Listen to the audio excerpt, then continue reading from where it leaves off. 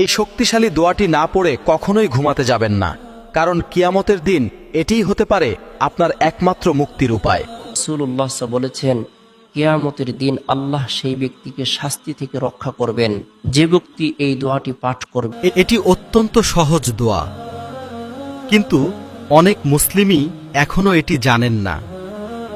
দোয়াটি শেয়ার করার আগে অন্তত একজন প্রিয় মানুষকে ভিডিওটি পাঠান, কারণ একটি দোয়া শেয়ার করাও হতে পারে বড় সওয়াব। রাসূল সাল্লাল্লাহু বলেছেন, আল্লাহ সেই ব্যক্তির চেহারা উজ্জ্বল করুন যে আমার কথা শুনে তা বোঝে এবং অন্যের কাছে পৌঁছে দেয়।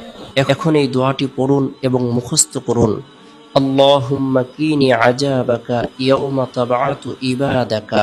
অর্থ, হে আল্লাহ, আপনার আযাব থেকে আমাকে রক্ষা করুন যেদিন আপনি আপনার বান্দাদের পুনরুত্থিত করবেন।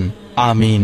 এই দোয়াটি নবী করিম প্রত্যেক ফরজ সালাতের পরেও পাঠ করতেন।